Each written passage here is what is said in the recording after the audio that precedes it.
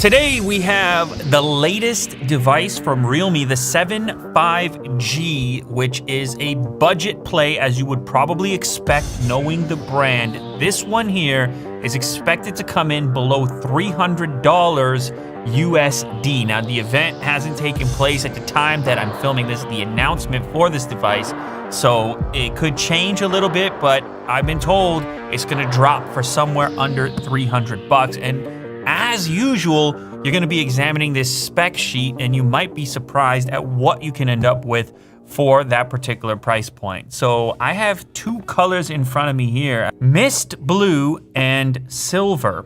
It's got the Dimensity 800U 5G chip from MediaTek.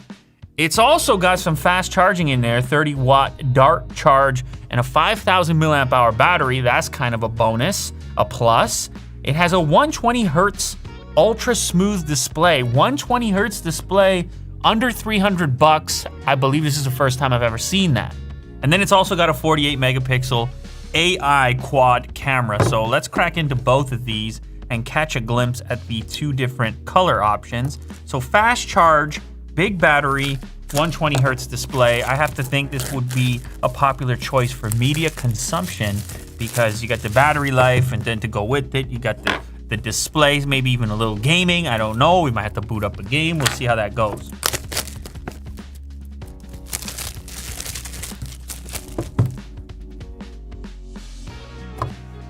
All right, welcome to the Realme family. And as is usual here, we're getting the extras right away, including a case to get you started when you purchase the device. You see this more frequently for some reason in the budget devices where it's a very aggressive marketplace and they got to do every bit of extra to keep your business. They're going to include a case so you can protect your device straight out the gate. There's also a little bit of paperwork in there. And then here are the two phones. So first up, that looks to me like the Silver. And on the other side, we have the Mist Blue. And so let's go ahead and just remove the plastic wrap here. And this sticker, oh, I remember this blue.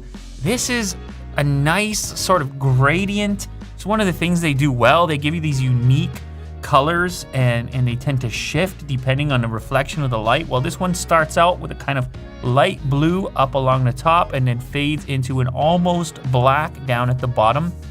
The whole thing has a brushed or almost matte kind of finish to it. So it should be fairly resistant to fingerprints. I always pay attention to that, especially with the glossy backs that you see on so many devices out there. Here you can see the camera module, which outlines 48 megapixels. There are, of course, a number of different camera units represented there. On the bottom of the device, you have your USB Type-C connector to use that 30-watt dart charge, as well as a headphone jack, so dedicated 3.5 if you want to use a wired connection.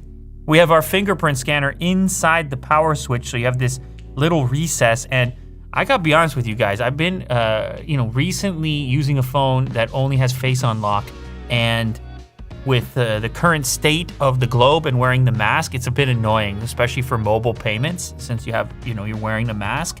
Well, this is just a very comfortable fingerprint unlock. And to be honest, I kind of miss having a fingerprint unlock on the phone. So this one is inside of the power switch. Volume buttons are over on the other side of the device. SIM card tray is there. And I can tell straight away that we have a hole punch set up for the front-facing selfie camera, which is up in the top corner there, which is probably my favorite implementation. I don't know, I go back and forth on this. Sometimes the center one gets me because it's a little more symmetrical, but from a practical perspective, to have it in the bottom corner disrupts your video just a little bit less. So that is the Mist Blue. Next up, we have the Silver model, and ooh, my goodness, this one is somehow a little more flashy with the large Realme logo, which also reflects light in different ways. It's very, very silver. It's super silver. So if you're looking for something maybe a little flashier, to be honest, then this is probably what you would select. Otherwise, if you're more subdued or subtle like me, you might reach for the blue. Also inside the package, we of course have our power brick over here.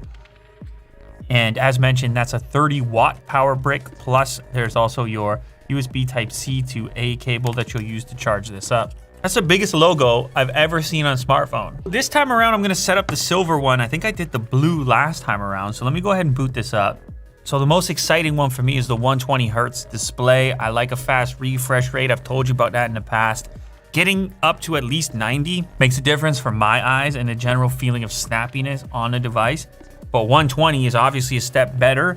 And up until this point, at least in my studio here, it's been really expensive devices only that are shipping with that particular feature above 120 hertz. Oh, and as far as the Dart charge is concerned, at 30 watts, this will go from 0 to 100% charge in about 65 minutes. I mean, look at the package deal. Look at the picture. This is, once again, for under 300 bucks. You have a fairly decent screen to body ratio over here. Now, I'm gonna do what I would normally do on any device that's claiming to have a faster screen refresh, which is head into the settings and see what's enabled by default. And we head over to screen refresh. So by default, they have an auto select setting, which will select the best refresh rate for a particular application. So it would try to gauge, are you using a game or something? In which case it's gonna boost it up. And then in order to save battery life and other circumstances, it may toggle it back to 60 hertz. Now, of course, that's not what I want.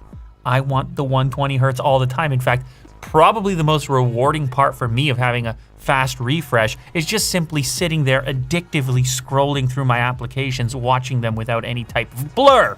So let's go ahead and select 120. This device does have a 5,000 milliamp hour battery. So if a device can handle the faster refresh, maybe this is the one. So immediately now, would you look at me, look at that. I mean, you can't really see it because you don't have enough frames in what you're watching, but I promise you this is buttery smooth and it's not something that any iPhone user has ever experienced. No, it's great. I mean, 120 is great. It's people have this argument and conversation all the time. Do you need it? Don't you need it? Well, we could say the same about every single feature in a smartphone, couldn't we? We could say, do you need all those megapixels? Do you need that wide angle lens? Do you need a decent selfie camera? Do you need a big battery? I mean, we could have this conversation about any feature on a smartphone. So I'm just gonna go out there and say that if I can have it, I wanna have it. All right, period. Now, speaking of the camera, let's boot that baby up. We have a 2 megapixel black and white lens, f2.4. We have an 8 megapixel ultra wide lens with 119 degree wide angle field of view. We have a 48 megapixel ultra high resolution camera with an f1.8 lens. And there's also a macro lens with a 4 centimeter focusing distance. You also have something called Ultra Image Stabilization Max, which Realme claims is stable as a rock.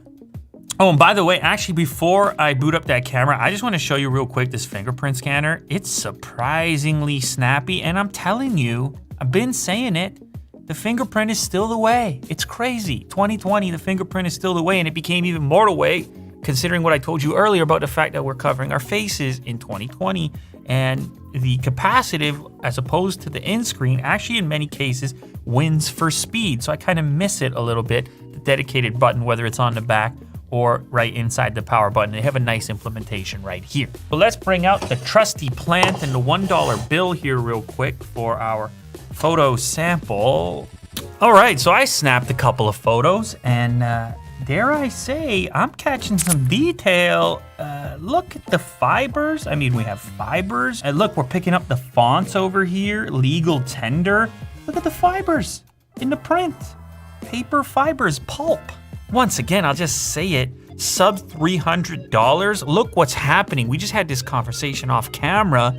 We're saying, man, you pay less than half the money of a flagship, at least here in North America, less than half.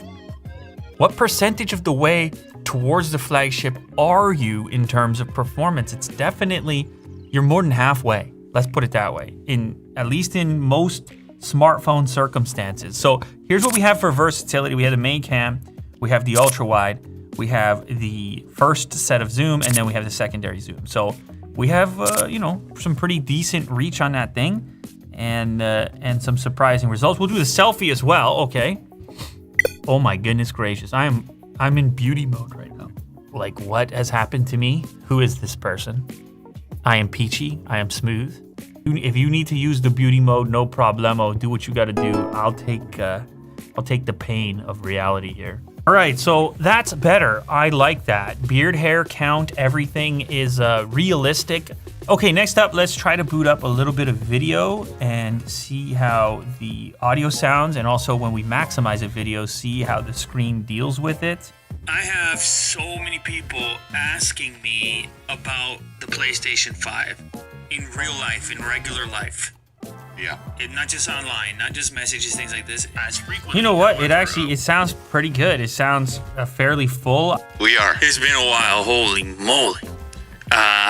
For good reason. I mean, we got stuff. So there you have it. The Realme 7 5G. 5G now available in a device with a 120 hertz display, a 5,000 milliamp hour battery, and a sub 300 USD price point, available in a couple of different colors, as mentioned, the mist blue as well as the silver. Let me know down in the comments which of these two you would select for yourself. Man, the value for money smartphone marketplace keeps staying hot. It keeps staying hot, and it's good for you as a customer.